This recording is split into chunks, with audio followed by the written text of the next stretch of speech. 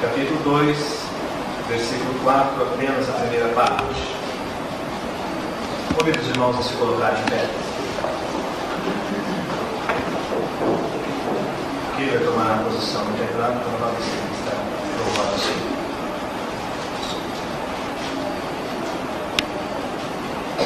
Atos capítulo 1, versículo 8. Mas recebereis a virtude do Espírito Santo, e há de vir sobre vós, ser-me-eis testemunhas, tanto em Jerusalém, como em toda a Judéia e Samaria, e até os confins da terra. 2, 4, primeira parte. E todos foram cheios do Espírito Santo. Pai Santo, neste momento, quando da meditação da Tua Palavra,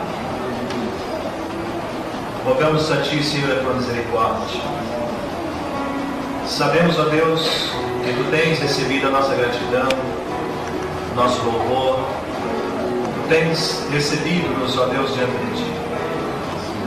E neste momento, Senhor, tão importante deste culto, tão importante como adoração ao Teu santo nome. Ó Deus, quando haveremos de estar meditando na Tua Palavra, meu Senhor, queremos que Tu venhas falar diretamente aos nossos corações. Ó Deus amado, que nós possamos receber a mensagem que o Senhor tem às nossas vidas. Por isso mesmo, Senhor, unge-nos com Teu Espírito. Capacita-nos, ó Deus, a falarmos do Teu santo nome.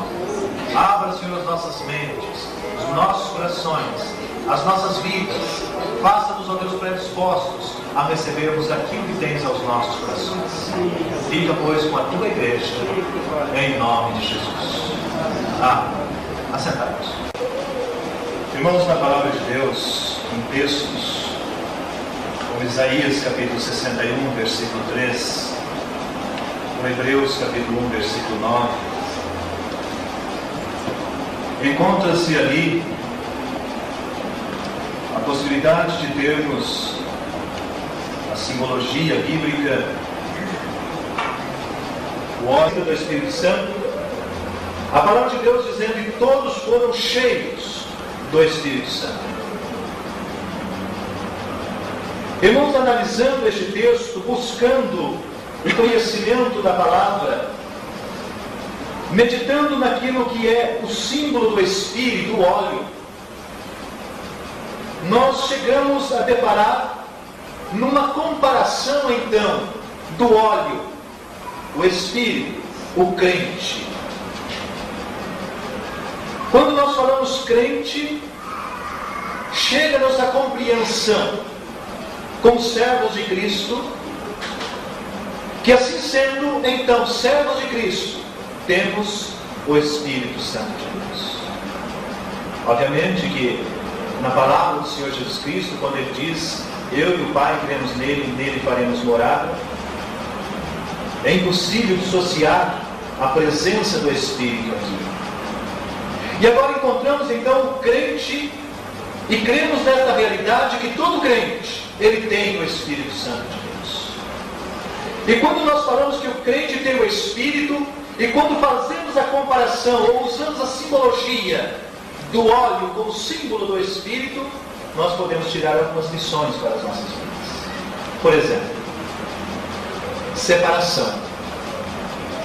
Nós sabemos que o óleo, ele não se mistura com a água. O óleo não se mistura com diversos outros líquidos. O óleo é separado, então. O óleo não se mistura com a água. Irmãos, e quando nós fazemos então a comparação aqui do crente, ele cheio do Espírito de Deus, ele que tem o Espírito de Deus em sua vida, nós chegamos então à conclusão agora que o crente, como este óleo precioso, na sua vida, como óleo que não se mistura à água, o crente não se pode misturar com muitas coisas também nesta vida. E aí nós começamos a analisar a palavra de Deus, começamos a meditar e tirar lições para as nossas vidas e vamos chegar a conclusões das mais diversas. O crente, porque é crente, tem o óleo do Espírito, isto é, tem o Espírito em sua vida, ele não se mistura com as coisas más deste mundo. O crente, porque tem o Espírito de Deus, ele não se mistura com os vícios deste mundo. O crente, porque tem o Espírito de Deus, ele não se mistura com os vícios deste mundo. O crente, porque é crente, tem o Espírito de Deus, não se mistura com muitas coisas que o mundo oferece àqueles que servem ao Senhor Jesus Cristo. Por quê? Porque não pode haver mistura. Interessante que em Mateus capítulo 13, quando Jesus Cristo ali começa a narrar aquela história do joio e do trigo, que o semeador saiu a semear então a semente de trigo, semeou então, e quando veio a noite o inimigo semeou a semente estranha, semeou o joio. Nasceram tanto um quanto o outro, o joio e o trigo. E aquele que plantou teve a ideia então de arrancar, e o Senhor disse não, porque se arrancar o joio, igualmente arrancará o trigo. E é interessante, irmãos, nós analisarmos aqui que havia joio, praga e havia trigo.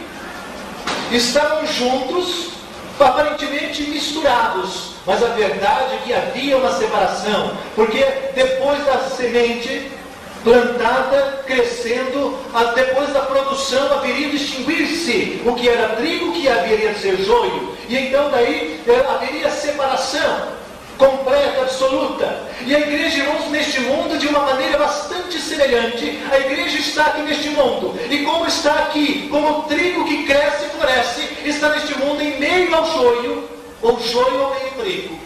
Mas, na verdade, há uma separação. Estão juntos, mas não misturados. Juntos, mas não misturados. E vivemos neste mundo, é verdade, mas como se daqui não vivêssemos. Dependemos deste mundo em muitos aspectos da nossa vida material, seja o nosso trabalho, seja nossos estudos, sejam tantas outras coisas, mas jamais misturarmos com as coisas mundanas, com aquilo que o mundo nos oferece gratuitamente, mas que tem poder de condenar-nos ao inferno. Juntos, mas não misturados. Até aquele dia, quando haverá grande separação da chamada da igreja deste mundo, e o Senhor estará colhendo o seu povo, então, para todo sempre. Mas, irmãos, se o óleo como símbolo do Espírito há separação, nós podemos ver aqui também o perfume. Olhamos para a palavra de Deus no livro do Êxodo, capítulo 30, verso 22, 30, quando trata ali a respeito da fórmula deste óleo. Nós encontramos, por ordem de Deus, que o azeite teria algumas características. E aqui Deus, então, orientando a respeito disso, e diz: toma para ti das principais especiarias, da mais pura mirra, da canela aromática, do cálamo aromático, da cássia, enfim, buscando então aqui agora o azeite da oliveira, e disso tudo farás um azeite, o azeite da santa unção. Aquele azeite era um azeite perfumado, era um azeite de aroma agradável, mas muito mais do que agradável ao homem, teria que ser agradável a Deus. Havia um simbolismo muito intenso, muito profundo aqui. E este óleo, então, ele tinha a sua finalidade. Este óleo, ele era preparado desta maneira e era, então, levado para a unção. Era usado para a consagração. A consagração do sacerdote, a consagração dos bens do tabernáculo. E este óleo, então, ele era usado com este fim. E agora, irmãos, quando voltamos à nossa meditação e quando falamos do perfume do óleo, olhamos para a igreja, olhamos para o servo do Senhor Jesus Cristo, olhamos para as nossas vidas e chegamos à palavra de Deus e olhamos para 2 Coríntios 2,15, e ali está então a grande palavra de Deus, porque para Deus somos o bom cheiro de Cristo. E o nosso bom cheiro não são pelas nossas virtudes, não são pelas nossas qualidades, não sou bom cheiro para Cristo porque sou bonzinho, não sou bom cheiro para Cristo porque simplesmente deixei as coisas do mundo por meu prazer, pelo meu desejo, mas eu sou bom cheiro de Cristo porque Cristo entrou em minha vida, porque eu tenho a presença do Espírito em minha vida, porque o óleo do Espírito verdadeiramente está em mim.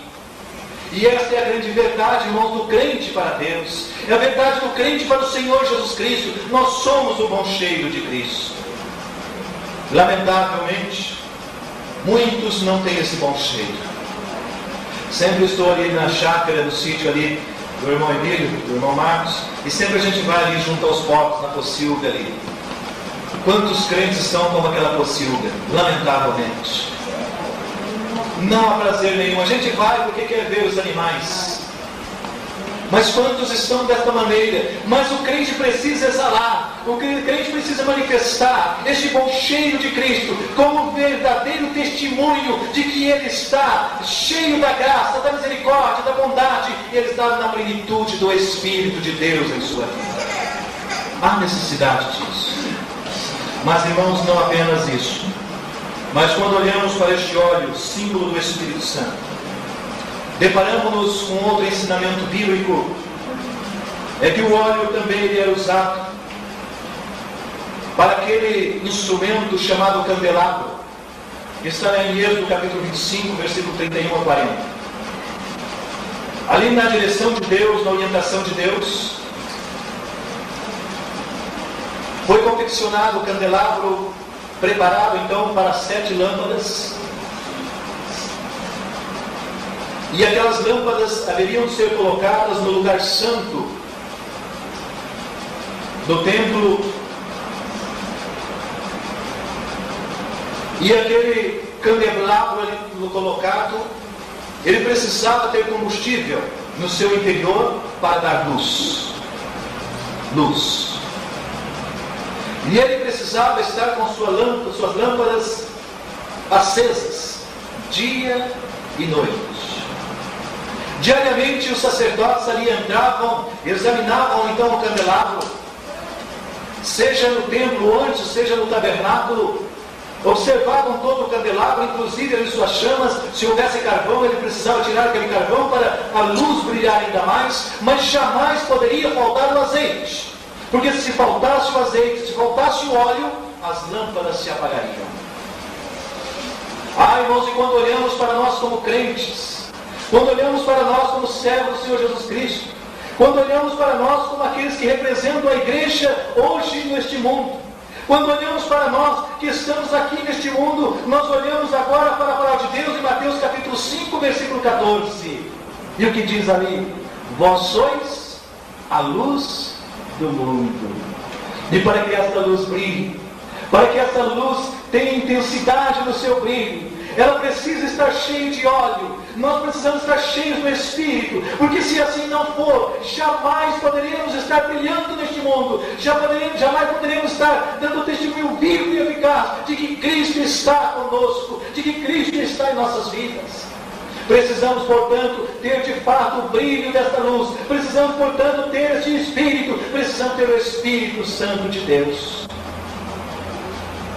E aí nós chegamos no sábio, e o sábio então chega e nos diz em Provérbios 14, ou melhor, Provérbios 4, versículo 18: mas a vereda dos justos é como a luz da aurora, que vai brilhando mais e mais até ser dia perfeito. Esta é a vida do crente, como uma manhã que está neste mundo, as coisas apregoadas que nós temos todos os dias, dentro dos nossos lares, por intermédio, seja da televisão, dos jornais, sejam como for, dos nossos filhos, nos colégios, nós mesmos no meio da sociedade como um todo. Aquilo que nós temos diariamente a bombardear as nossas vidas são coisas tenebrosas, coisas de trevas mesmo, e agora precisamos mais do que nunca estar brilhando, e esse brilho que deve fulgurar cada vez mais forte em nossas vidas. Mas para tanto, precisamos sim desta plenitude do Espírito em nossas vidas, porque do contrário, jamais esta lâmpada estará dando este brilho tão necessário. Mas irmãos, o óleo, precisamos estar cheio do óleo. Precisamos estar cheio do Espírito de Deus. O Espírito que não se mistura com as coisas mundanas. O Espírito que exala o perfume glorioso de Cristo. Precisamos estar cheios do Espírito para brilhar neste mundo de trevas. Mas irmãos, concluindo esta palavra, aquele versículo que nós lemos no início deste culto. E aquilo que Paulo traz a cada um de nós. Mas se alguém não tem o Espírito,